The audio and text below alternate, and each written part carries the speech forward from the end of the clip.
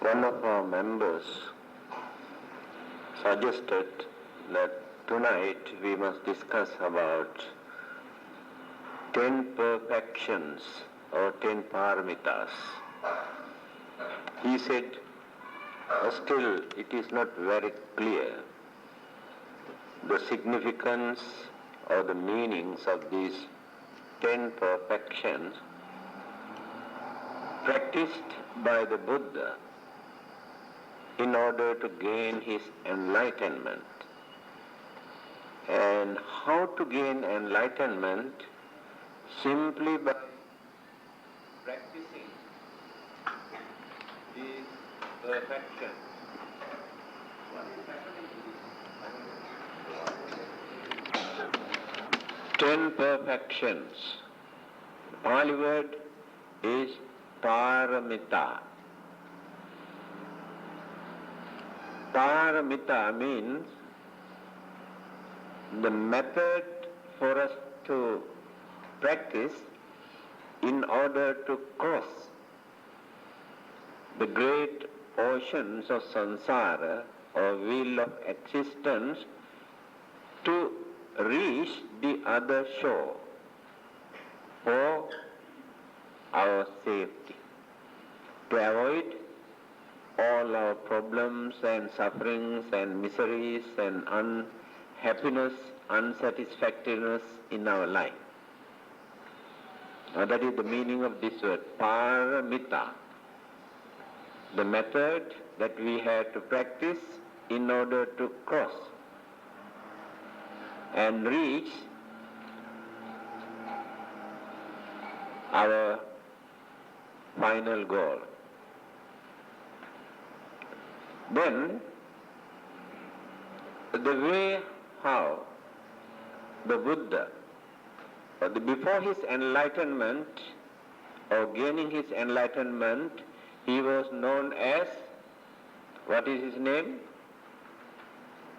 Not the Buddha. Only after gaining his enlightenment we use the word Buddha. Before that, Bodhisattva. Bodhi means wisdom or enlightenment. Sattva means person. Person who is working to gain his enlightenment is called Bodhisattva. So life after life, he went on cultivating, practicing, developing, training all these 10 perfections. Not only these 10 good qualities, there are so many other virtues and good qualities he had to develop. But these 10 perfections are very important for a person to gain his enlightenment.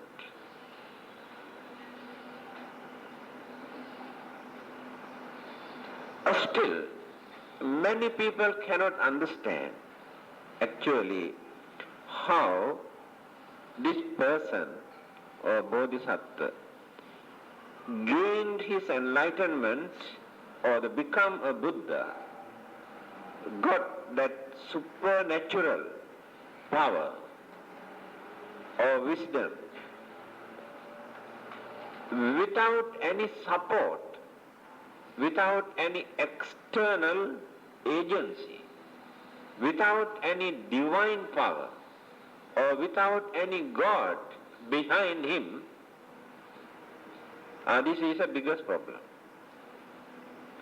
We have met many other religionists who respect the Buddha, but even then they say they cannot understand how this person gained his enlightenment without depending on any God, without receiving any instructions or guidance or message from a God. Because all the other existing religions say there is a God behind, either to give a message or to give some sort of divine power or inspirations or guidance. But in the case of the Buddha, he said, there is nobody behind me to tell me, to guide me, to teach me how to gain this enlightenment. Because one day, when somebody asks this question, who is your teacher? The Buddha says, Name acharyo atti sadiso me navijyati sadeva kasming lokasming natti me patipukkalo. So very clearly he said, Name achari, achari means teacher. I never had any teacher to tell me, to teach me how to gain this enlightenment or how to become a Buddha. Sadiso me navijyati. At the same time, there is no another person who gained the same enlightenment at that moment. Because only one person appeared at a time. That means this is the most difficult task in this world for a person to gain. A person can become a universal monarch or the ruler. There may be 2 or 3 at a time. But it is impossible 2 or 3 Buddhas to appear at the same time. Now we know the history. The Sakyamuni, the Buddha, or Gautama the Buddha, appeared more than 2,500 years ago. And we do not know how long we had to wait to see another Buddha, another supreme enlightened Buddha.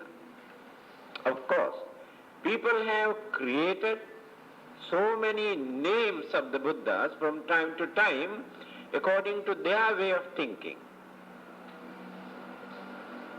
Such Buddhas never appear in this world, created by the devotees. Then, the problem is how to cultivate this mind, how to develop this mind, how to eradicate all our human weaknesses, and how to develop all the great qualities and virtues. If we can understand this, there is no difficulty for us to understand how a person can gain his enlightenment without depending on any God.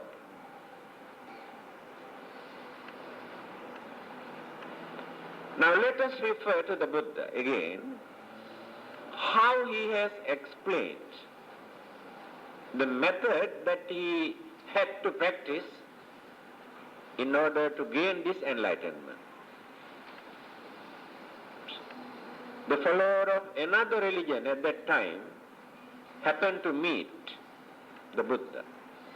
He has never seen another human being like him, so serene and pleasing, very pleasant looking, and he could not believe that this person is an ordinary human being.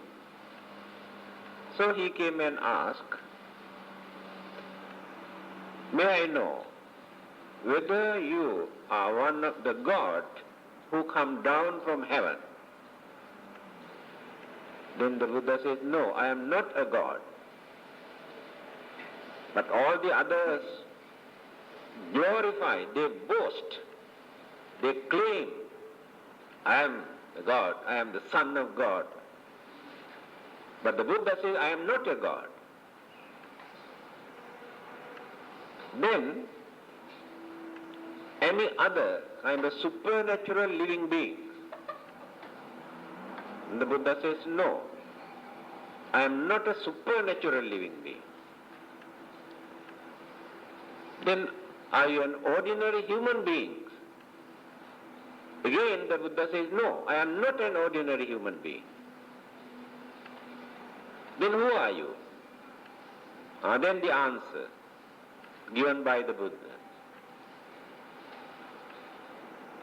Abhinyayang abhinyatang bhavetabbang ca bhavitang pahatabbang pahinosmi tasma buddhosmi brahmana. The person who asked this question was a Brahmana. He said, Abhinyayang abhinyatang. If there is anything in this world for a person to understand, I understood everything.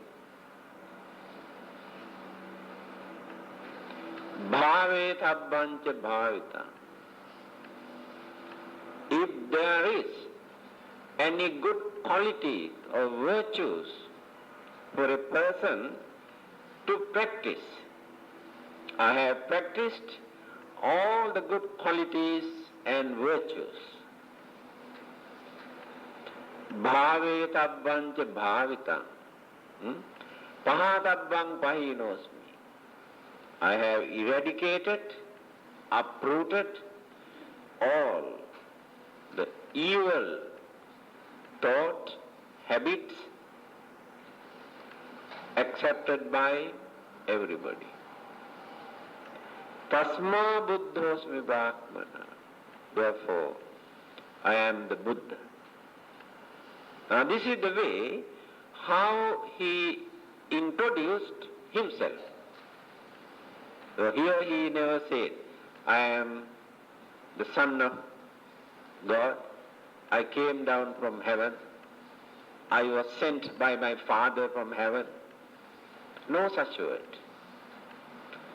So this clearly shows this is a pure human effort.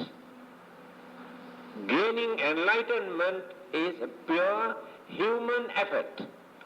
There is no divinity or divine power behind this. Because we believe that we cannot do wonderful things in this world without any support from a God. That is our weakness. Because we do not know, or we have not realized, or we do not admit what sort of qualities and the virtues and potentials that we have within us. We do not know. Therefore, always we depend on somebody, some sort of supernatural power to gain something. So the Buddha is the only religious teacher in this world who rejected this belief and who has proven that human beings can reach or gain the highest achievement in this world without depending on anybody by using our superhuman efforts. Then this is the method that he practiced. He did not pray to any God, asking any power, any authority, any wisdom, any salvation. He did not recite any mantras or tantras or sutras to gain his enlightenment. He did not perform any religious rites and rituals and ceremonies to please any God in this world to gain his enlightenment.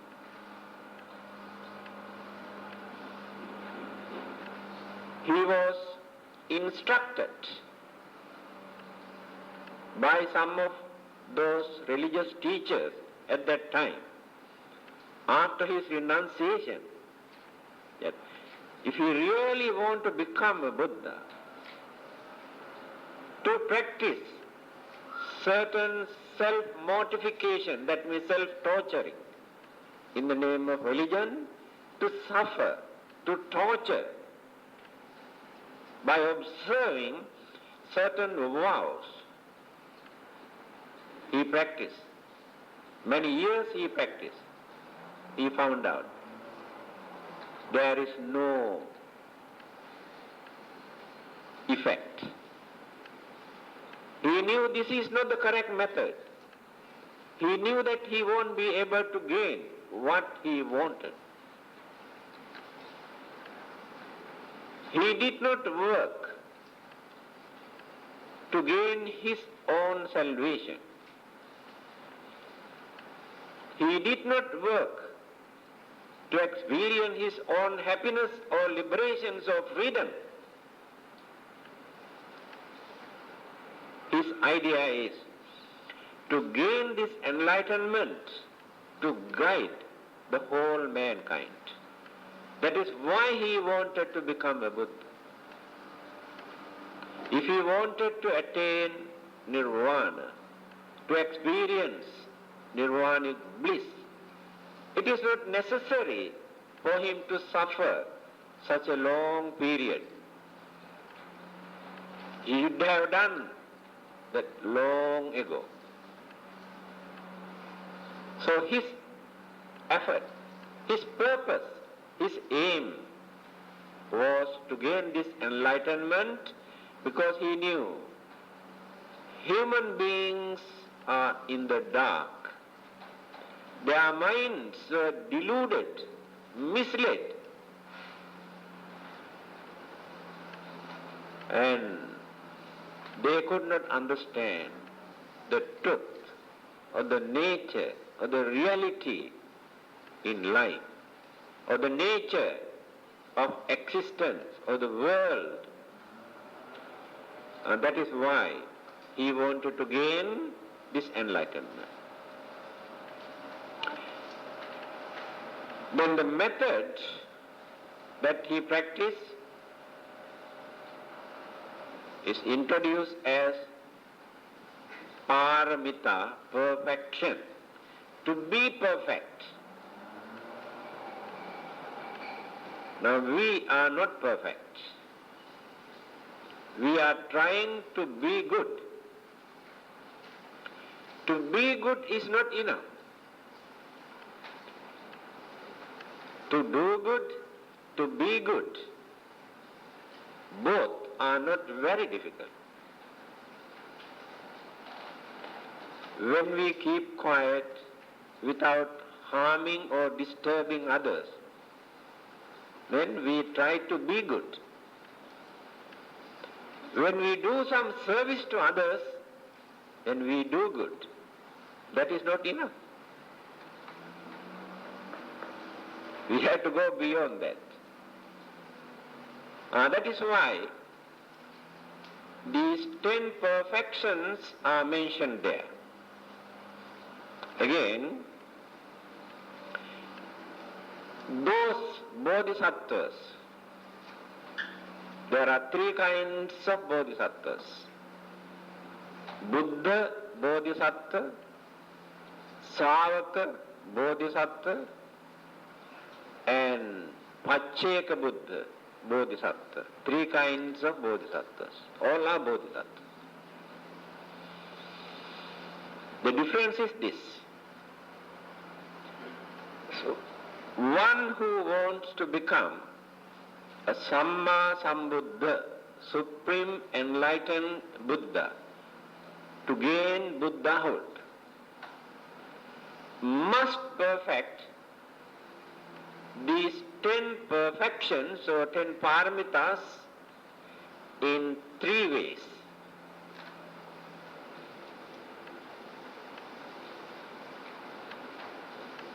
Dāna, Sīla, Nekkhamma, Paññā, Viriya, Khanti, Sacca, Aditthāna, Metta, Upekkha. These are the 10 perfections. These 10 perfections a person who is going to become a Buddha must practice in 3 ways. What are those 3? Let us take the first item, dana. Dana paramita, dana upaparamita, dana paramartha paramita. 3 ways. Meaning, dana paramita, sacrificing, giving, donating, contributing something, some sort of material things. This is called dana paramita. Anyone can do this. You are also doing this. But that is not enough. Then come to the second stage. It is called dana upaparamita. Higher than that. That means sacrifice or donate something from our physical body. That is why Buddhism always appreciates, encourages and advises the followers to donate blood, eyes, kidneys, or whatever you can for the benefit of others, to relieve others' suffering, to save others' life. If you can donate something from your physical body, that dana is higher than feeding few thousand people, providing food.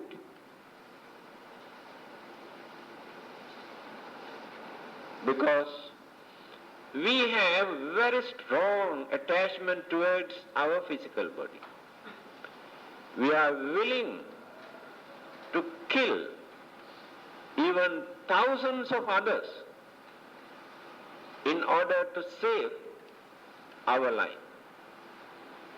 We are doing this. We are going on slaughtering other living beings for our living. That means we love more towards our physical body by reducing our love and kindness towards others. So when we donate something from our physical body, either while we are living or even after our death, there are certain things that others can use. That is under the second stage, dana upaparamita, donating something from our physical body. When you study the previous birth stories of the Buddha, Jataka stories, you can understand how the Bodhisattva has done this. Blood donation he has done. We cannot understand up to what extent this medical science was advanced at that time to donate blood.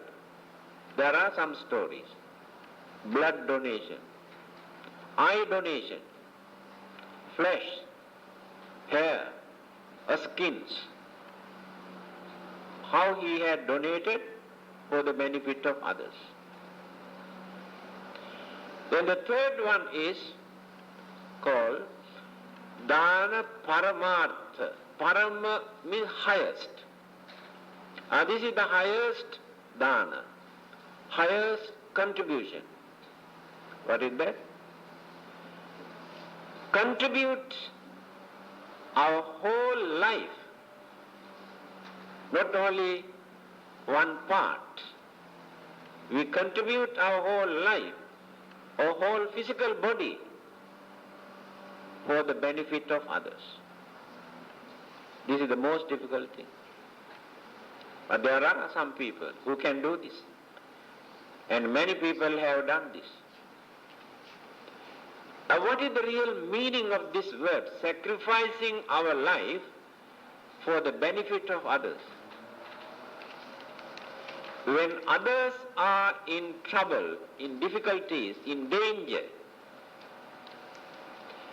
we come forward even at the risk of our life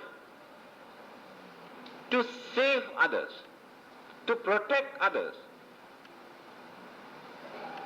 In the process of this struggle or battle, we may lose our life. We may die because of this. That is called sacrificing our life for the benefit of others. If not, you uphold certain good qualities, principles or virtues. Under any circumstances, you are not ready to surrender, to withdraw your great principles. To you, these principles are more important than this physical body.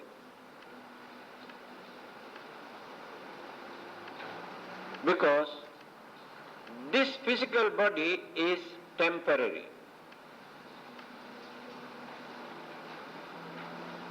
We maintain for a short period. After our death, there is nothing for us to continue to carry forward from our physical body. Remember this. There is nothing for us to carry from this physical body to the next world. If there is anything that we can carry, our good qualities and the virtues and the principles and knowledge that we have developed. Take for instance, you don't like to bluff or swindle another person. You want to be an honest person. This honesty you are not going to change under any circumstance. You may die because of this principle, but you feel very happy.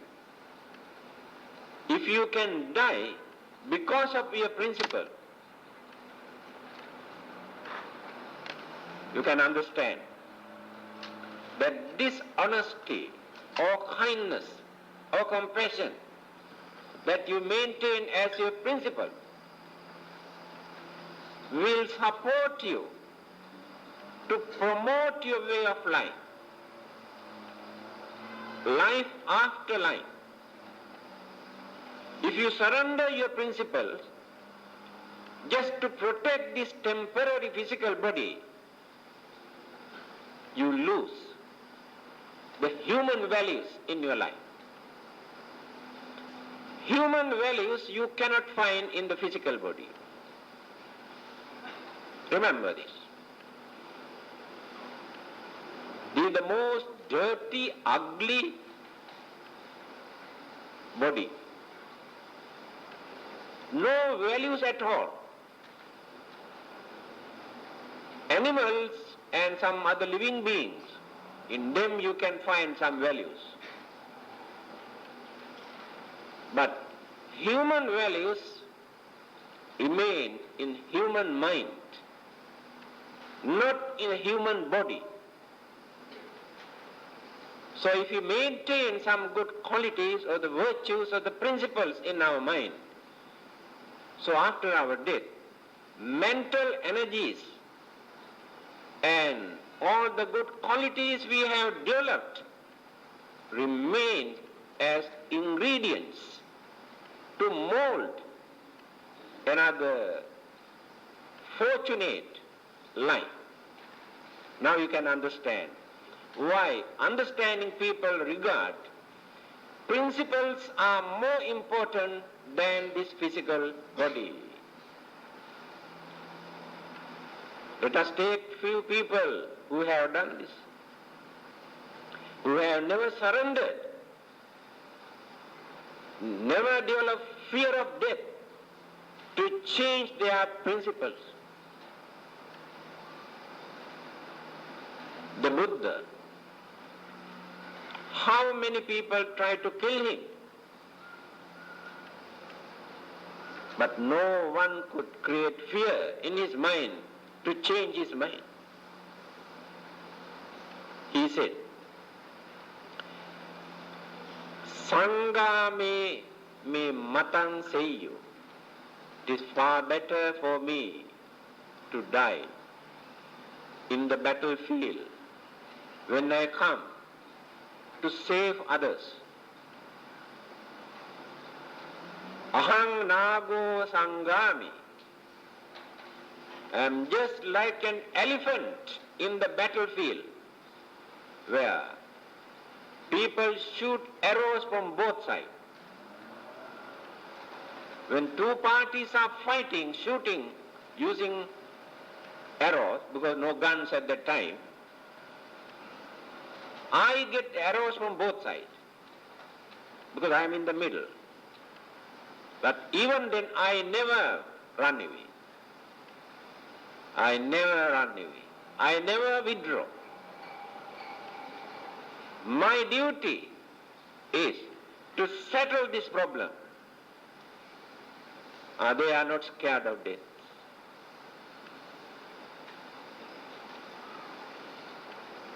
Let us take Mahatma Gandhi in India, a man who upheld a great principle, non-violence, ahimsa. When Hindus and Muslims started to slaughter each other, although he was a Hindu, he wanted to be unbiased. He advised both parties not to kill each other. That is called non-violence. But one fanatical Hindu, Brahmins, could not tolerate this. So Gandhi was shot dead by this man. He knew one day he had to face this, but he never changed his principle. Now let us take another great religious teacher, Jesus Christ.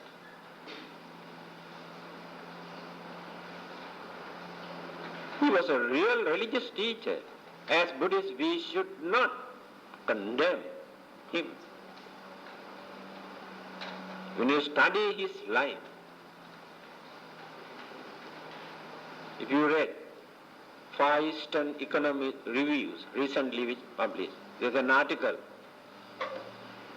There are so many books written by various writers in the East as well as in the West, that he has come to India and Kashmir and Tibet when he was young and spent so many years and studied existing religions and philosophy and meditations and to perform certain miraculous power through jhana meditation. So many books were written by research workers. So he has gone back to his own country and started to preach, but people could not understand him. They thought he is planning to gain the power or the authority. So he had to die earlier because of his principle. Later, his disciples narrated beautiful stories. Religions are like this.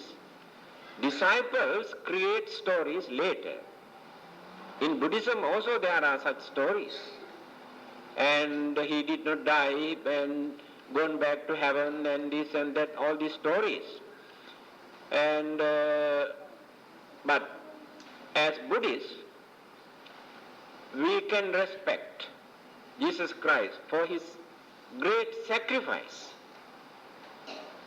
We appreciate it. This is the way how they upheld their principles. Socrates in Greece, first time in the West,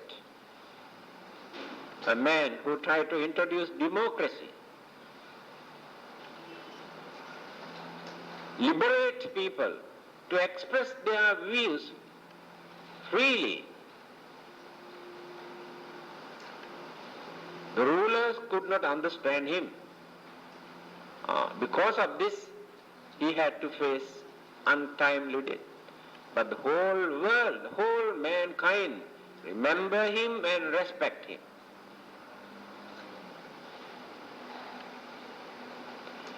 Abraham Lincoln, he had to face untimely death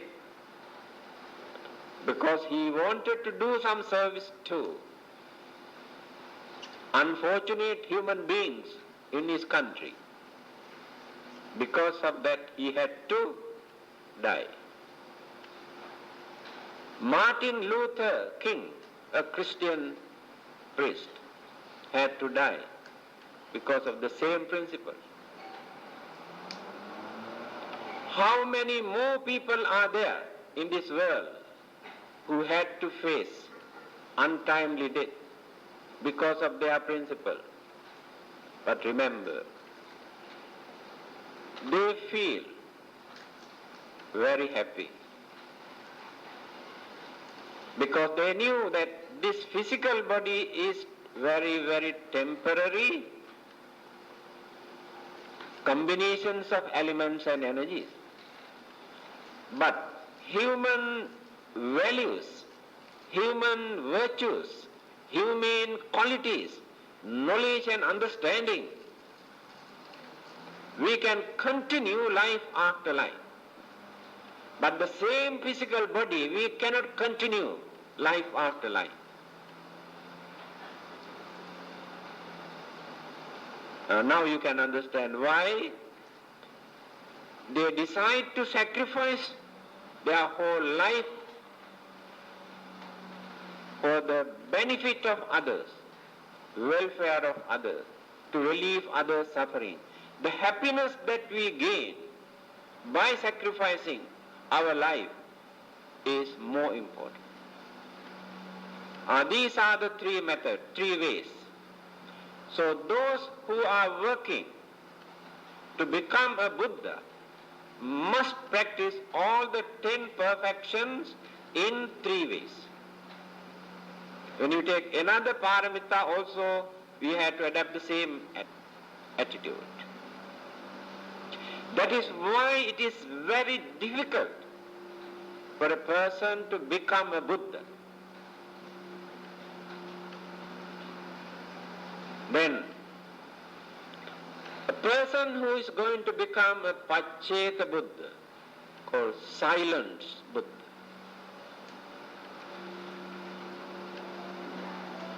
practice only 2 ways, only 2 methods. Dana and Dana Upaparamita, but not the highest one. They don't practice that. So they will become Pacceka Buddhas. Those who want to become Arahantas or saints to attain their final salvation or nirvana, practice only 1 method. Only Dana Paramita. They are going on practicing and practicing, giving away all their belongings. Now these are the 3 methods or 3 ways for them to practice these 10 perfections. Again, there are 3 kinds of bodhisattvas. Saddhadika, Viryadika, Panyadika. 3 qualities. Those who develop more faith and confidence in order to practice these 10 perfections belong to one group. By depending on faith and confidence. But their understanding is not very deep. Second group, Viryadika, effort. they use more effort than understanding to practice these 10 Paramitas, life after life. Another group used their understanding, realization, in order to practice these 10 Paramitas. Now 3 groups. Now what is the difference now? Those who adopt more faith and belief and confidence to gain this enlightenment through these 10 perfections had to spend a long period in this samsara to qualify it. But those who use understanding, realization to appreciate by knowing why these 10 perfections are important,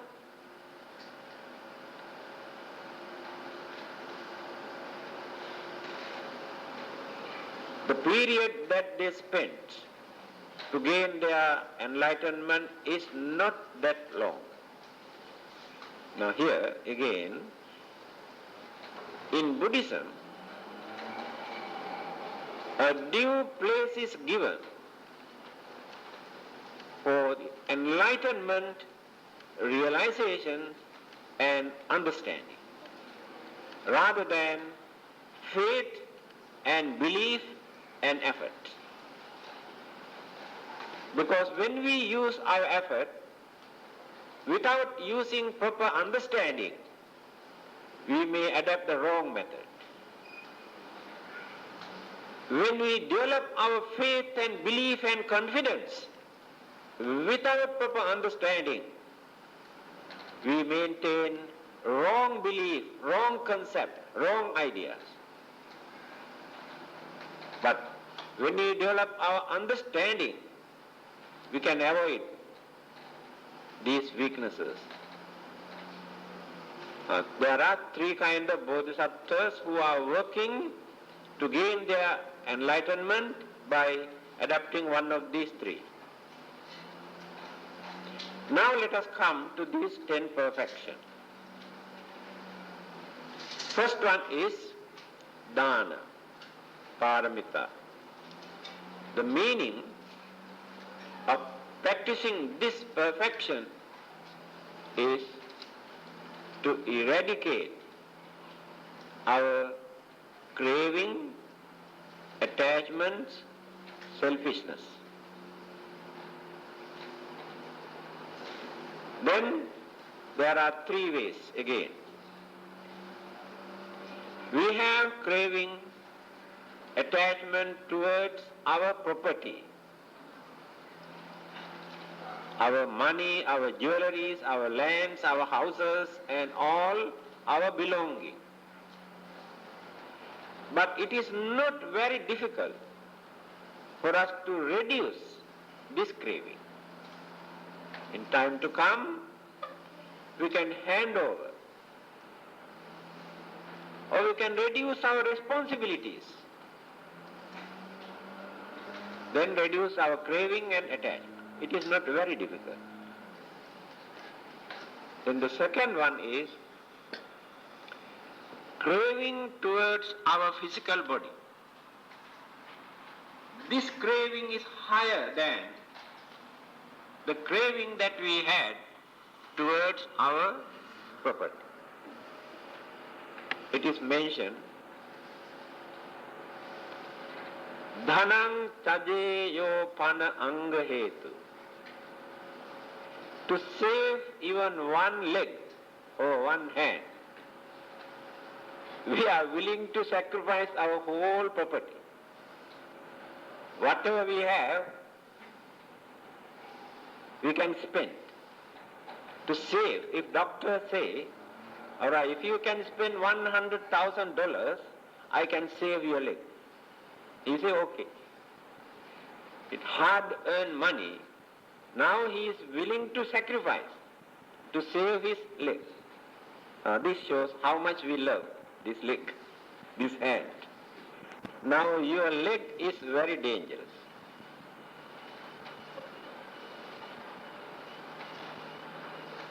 Without amputating your leg, we cannot save your life.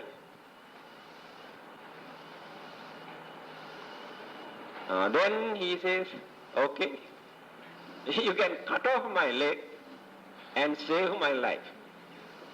See the difference now. First we agree to spend $100,000 to save our leg. When the life is in danger, we say, okay, you can cut off my leg if you can save my life. When the life is in danger, we say, okay, you can cut off my leg if you can save my life.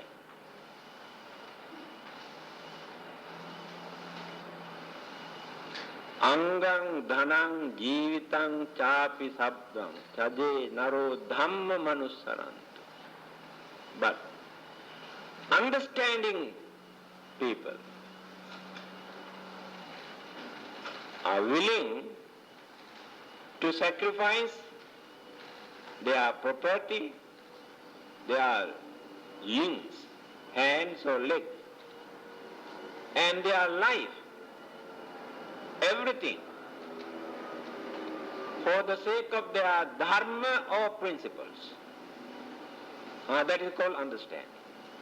What is dharma? Dharma means justice, peace, honesty, all the good qualities made into one word. That is called dharma. So understanding people are willing to sacrifice all those things because all those things are temporary. But dharma is not temporary. To maintain, to uphold the dharma, understanding people agree to sacrifice everything. And now we can understand why dana is important. To reduce our craving, our selfishness, our attachment, to maintain purity in our mind.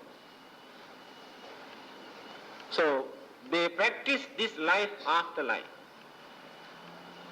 So within one lifetime or within a short period, we cannot do all these things. When we observe the 5 precepts,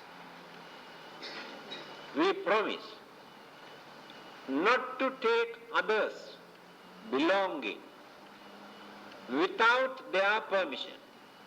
That means no stealing. Stealing, bluffing.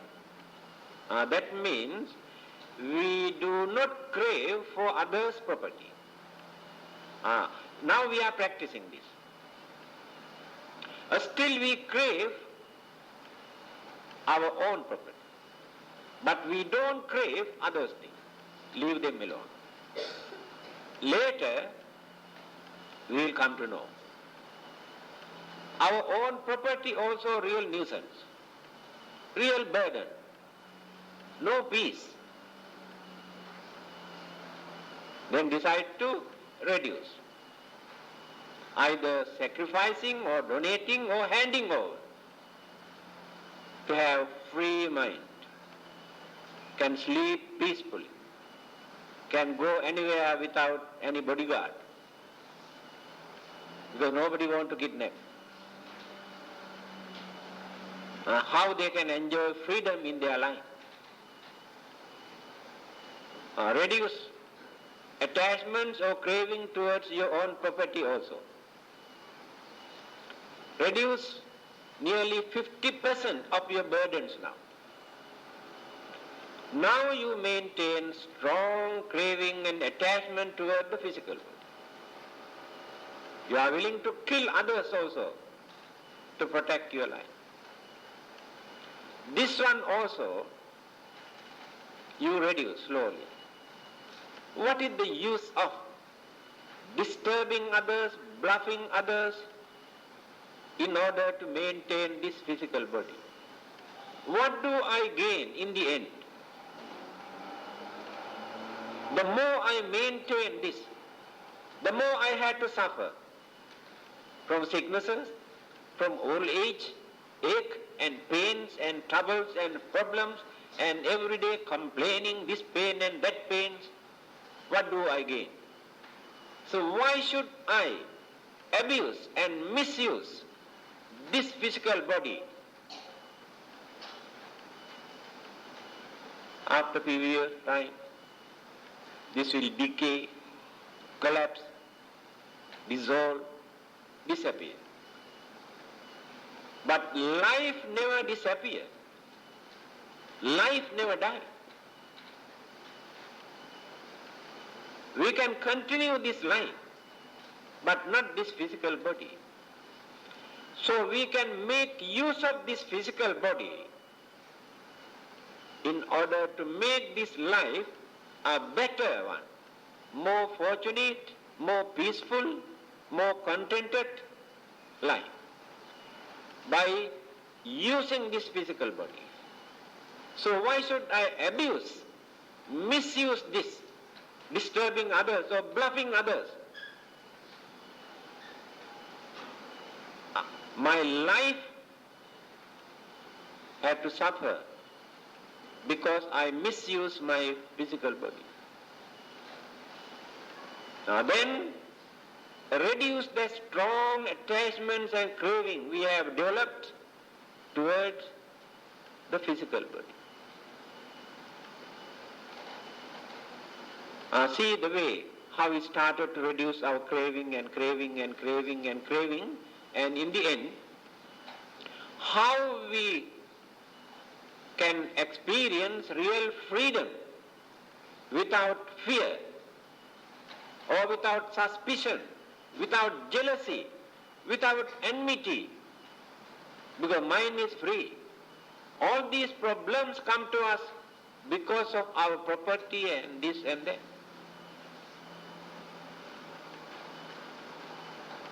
So a person who is going to become a Buddha must cultivate all these qualities. Now come to the other one. Sila. Sila means discipline. How we behave, how we talk, how we do our things, our work, how we earn. In every word, in every action, there must be some sort of discipline. That is called Sila. So, when we observe this discipline, we never disappoint, we never disturb another person, even another living being. Our way of life is peaceful, gentle, noble. There is nobody in this world, the follower of any religion, even those who have no religion, to tell that something is wrong with us. Everybody appreciates. It is discipline. Because this disciplinary code is common to whole mankind, irrespective of their religions or social status, education. If you can lead your life without disturbing another person, you had to adopt this disciplinary code. Everybody says you are a gentleman, you are very cultured, you are very noble, or you are religious, you are harmless, you are innocent, because of these good qualities. This is called seal. So we had to practice. Third one, nekkhamma, renunciation. Again, when you read the Jataka stories, previous birth stories, you can see how the Buddha, I told you, he was not the Buddha at that time, the Bodhisattva, how he sacrificed his kingdom, his property, everything to be a free man, not to have any responsibilities, disturbances in his mind. After ruling a country as a ruler, when he come to know, now I have grey hair, that means maturity. Time has come for me to renounce, give up, hand over the kingdom, either to his brothers or sons or anybody. There are how many stories there? That is called renunciation. Reduce all the responsibilities and burden. Free mind is the important thing.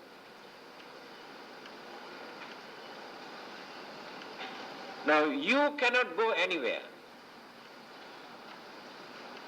even at daytime also, without fear, without suspicion in your mind, because you have not done this renunciation. You have to face this. In my case, I can go any part of the world where there are no Buddhists without any fear, any disturbances,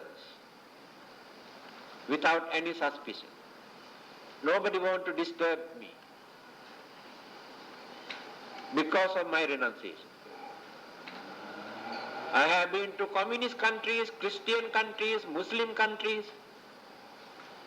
Nobody wants to disturb me. Everybody supported me, respect me. This is the way how they appreciate this renunciation and how we enjoy our freedom, confidence in our life. You cannot enjoy this life. Fear.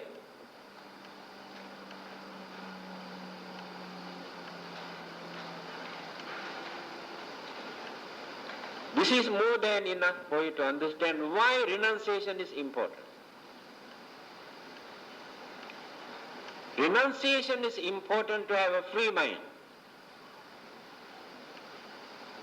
Without maintaining free mind, we cannot cultivate other good qualities, mental disturbances.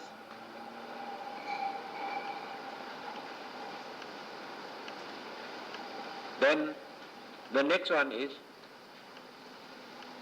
panya.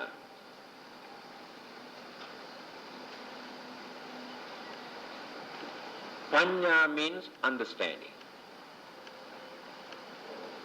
This understanding we cannot gain at once.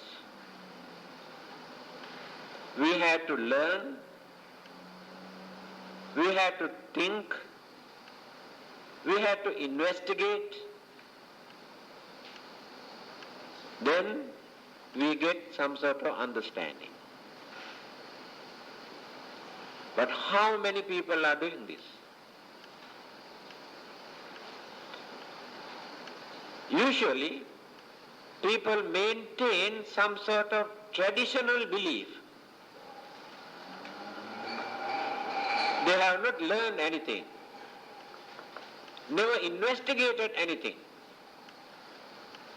but maintain accepted as truth. No understanding.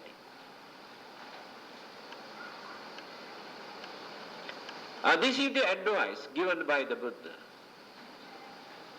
not to accept anything.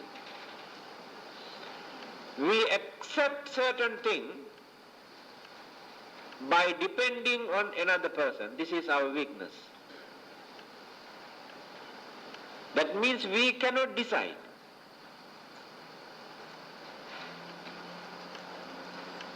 We want to depend on the person, saying, oh, so and so says like this, therefore we must accept.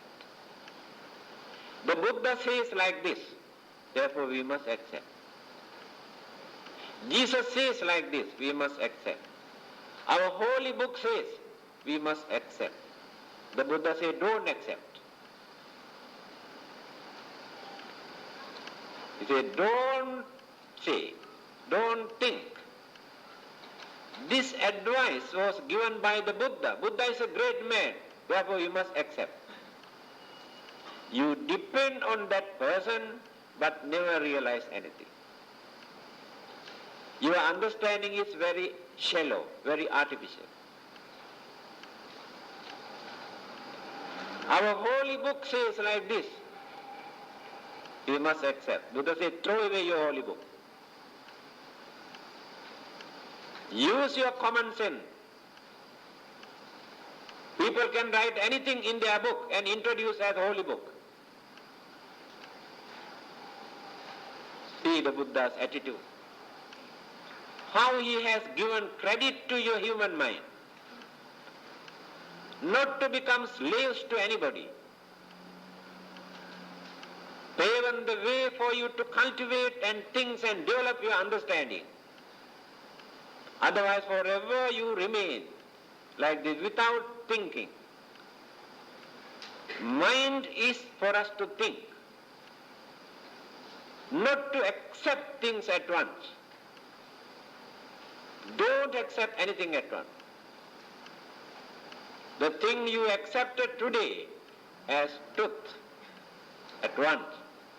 Later, when you get more and more information, you will come to know that this is wrong. Now that is why the Buddha said, don't accept. At the same time, don't reject. Don't accept, don't reject. Give chance. Give chance for your mind to think, to understand. Then one day you will come to know whether this is true or not. So this is called panya. So if you want to develop this panya or understanding or wisdom, don't accept traditional belief as truth or fact. Don't try to justify it. Nothing wrong with that. Don't try to justify what is written in your holy books without understanding. Don't try to accept anything saying so and so says like this, the Buddha says like this, Jesus says like this. You depend on that person but never realize.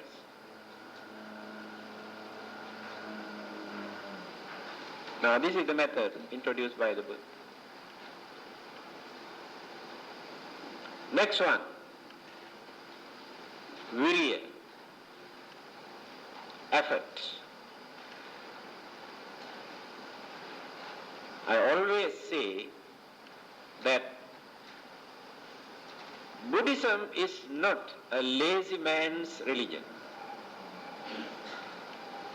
Just to go and pray to somebody and ask heaven and everything, that is lazy man's religion. You have to work for that.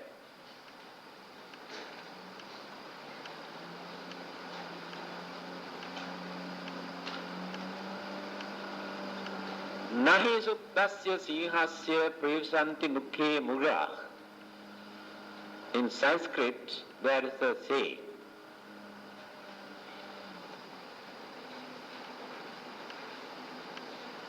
animals never into the mouth of a lion if that lion always sleeps. Nahi suptasya singhasya pravisanti mukhe mriga. If that lion is a lazy one, although lion is the king of the animals in the jungle, if he sleeps, animals never enter into his mouth. He must go out for hunting. In the same manner, simply by praying or worshipping, without doing anything, if you try to gain everything, to go to heaven or to go to nirvana, or to prosper your business without working very hard, more time you spend for worshipping and praying without working, do you think you will prosper? Do you know a proverb? Belief in God for your protection is very good. No one can say it is bad. You can believe, no harm at all. But don't depend on God for everything. You believe in God, you pray for your protection. But don't forget to lock your door when you go out at night time. There is no guarantee that God will protect your house until you come back. Remember this. Those who depend everything on God, remember this.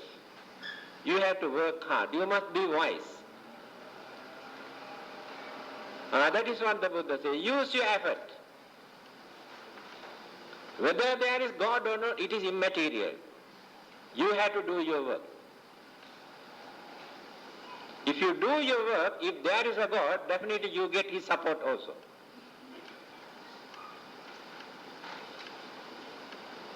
This effort you have to use in three ways again.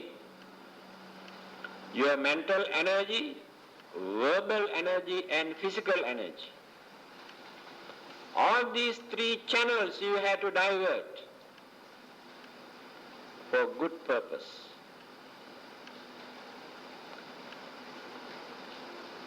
To serve others as well as to serve yourself.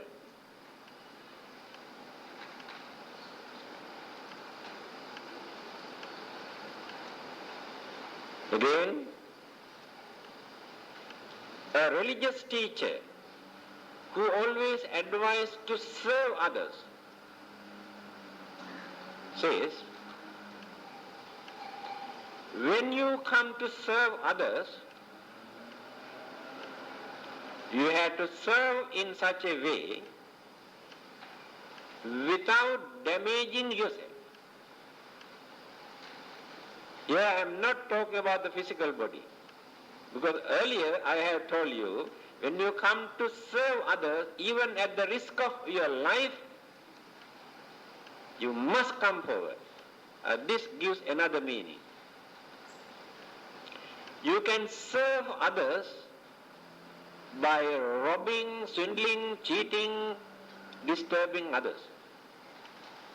You can go and rob from a rich man and support a poor man or poor family. That is what the Buddha says. To serve others, you should not damage yourself. By doing that, you damage yourself also. So always find out the decent method, reasonable method when you come to serve others. So the effort you have to use, reasonable way, without abusing it. Then the purpose, the aim of that effort. You do a lot of meritorious deeds by using lot of your effort, spending so much thinking that you can go to heaven and enjoy your life. You develop more and more craving.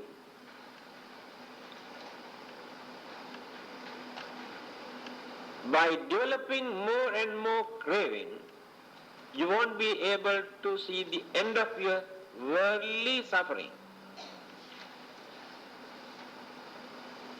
Again and again, rebirth, existence, old age, sicknesses, decay, death, problems arise.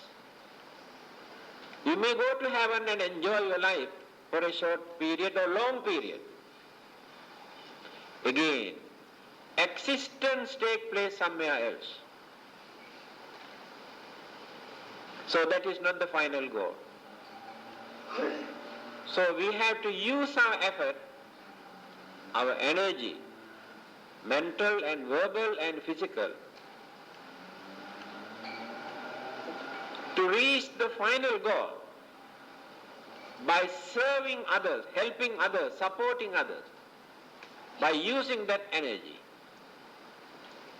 Then we will reach there, not by praying.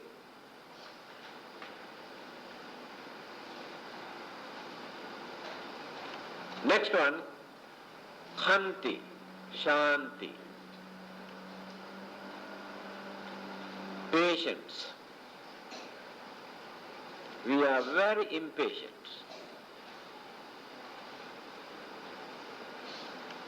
We practiced this patience when we were admitted into hospital, that's all. Patience only in the hospitals. At home, no patience. Patience is very important to avoid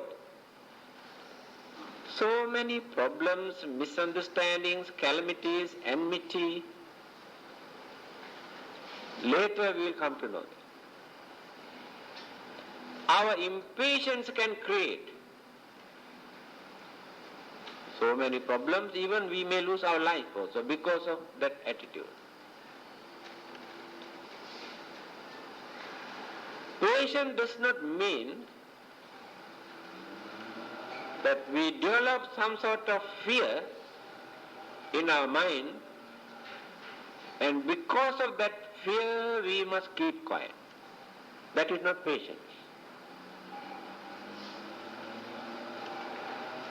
By knowing that we can use our effort, our energy, by knowing we can topple, we can destroy, we can kill others, if we can control that without harming others, that is called patience.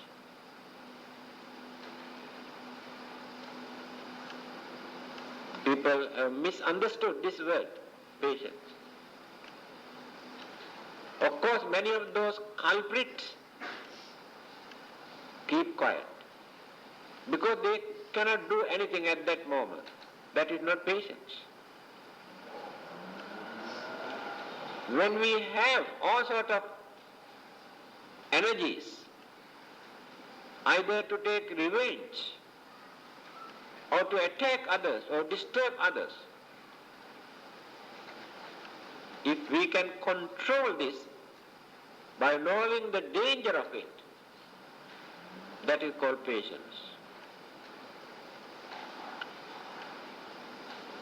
Without harboring hatred, enmity, ill will in our mind, if we can maintain this patience, that is the highest achievement in our understanding. That is why we regard this as a great virtue. Next one is satya, truthfulness, that is honesty. Never misuse the word either to harm others, disturb others, or to take advantage, or for our own benefit. We never use a wrong word. inside our mind, that is called honesty. But when you use the mouth, it is called truthfulness. See how many things are there for a person to cultivate, to develop, life after life, to become a Buddha. Now we can understand why it is difficult to become a Buddha. Now how many people are there in the waiting list who are going on cultivating life after life?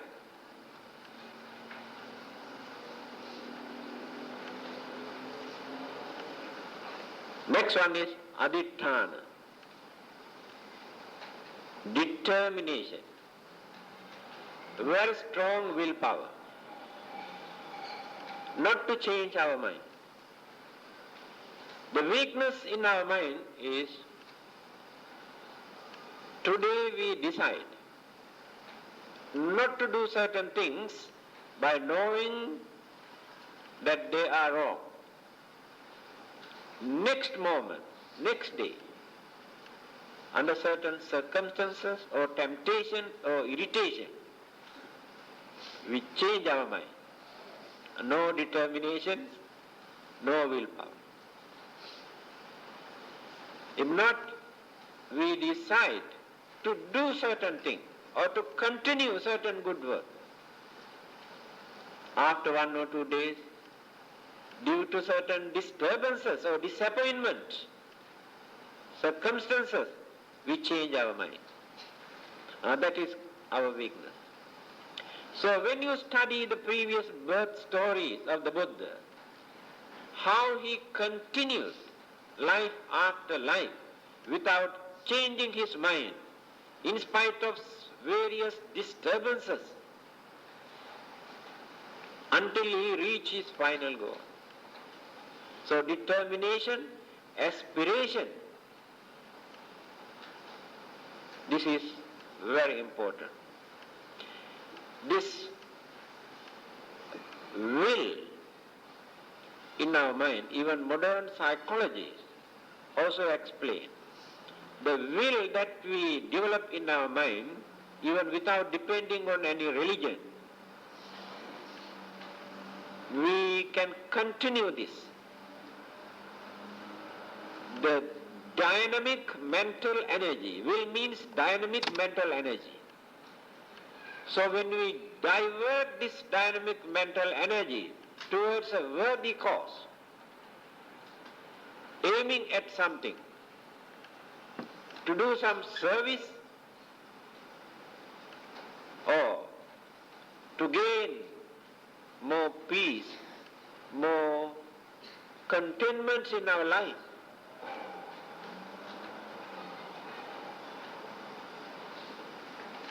it's a very difficult thing because human mind is very unsteady. So we are fickle-minded. Very hard to maintain.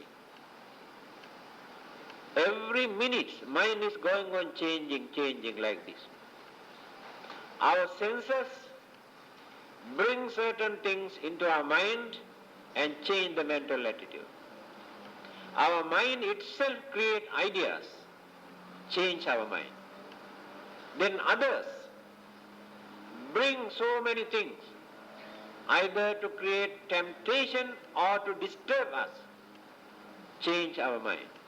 So in spite of all these things, if we can maintain that dynamic mental energy without changing it, that is called aditthana, determination.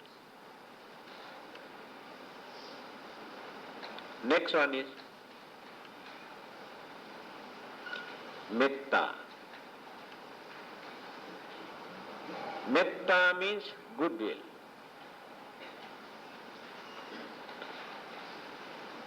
Our wish, our understanding, our sympathy that we extend towards others without harboring jealousy or without expecting anything in return. It is called metta. We develop our kindness towards others. We are kind to others. In that kindness there is hidden selfishness. Because we need something in return. Love. Always we use this word love. When we define this word from the religious point of view, it is like this. If I say, I love you, the hidden meaning of this word, I love you, means I need you. That is the meaning. If I don't want you, I never say I love you. That is not metta. Metta is entirely a different thing. That is why we introduce this as goodwill. When we extend our goodwill towards others, we don't expect anything in return from them. No selfishness there. And there is no barrier. And there is no limit. My kindness is only towards my family, my country, my race, my nation, my religious group. There is no such limit in metta. But in our kindness, there is a limit. So it is called all-embracing love, and no limit. Universal love, no discrimination, goodwill. So we had to develop our sympathy, kindness, compassion, love, all these things further and further and further by reducing selfishness. Then it will become metta. Selfless love.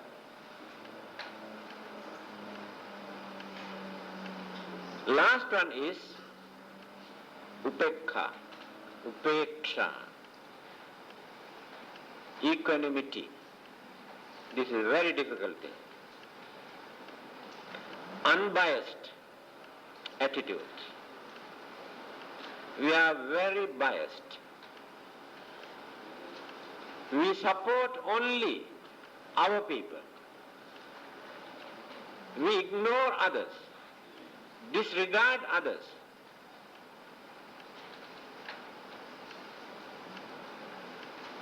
Always we bring these issues.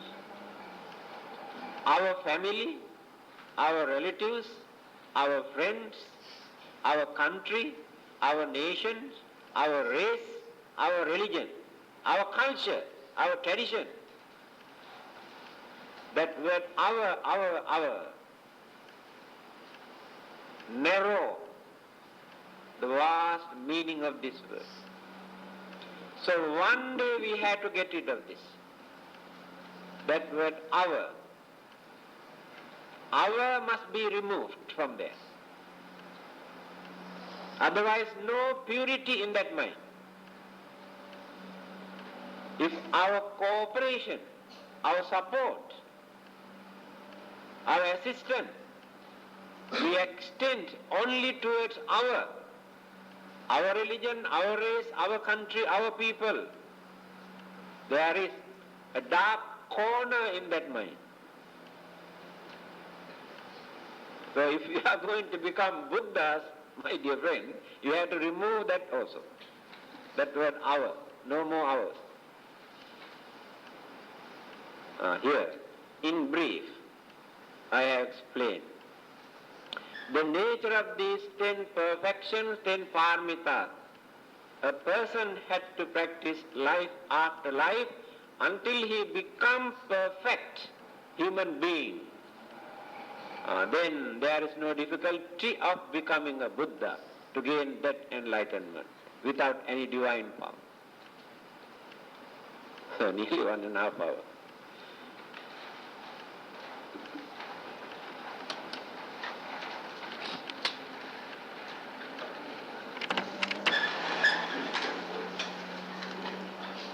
Akasattha ca bhummattha devanaga mahiddhika punyantang anumodittva cirang rakkhantu loka sasanang ittavata ca ammehi sambhutang punya sampadang sabbe devanumodantu sabba sampatti siddhya devo vassatu kalena sassa sampatti hetu ca pito bhavatu loko ca raja bhavatu dhammiko idang ho jati nang hotu sukita hontu nyatayo imina punya kammena mame bala samagamo satang samagamo hotu yava nibbana pattiya.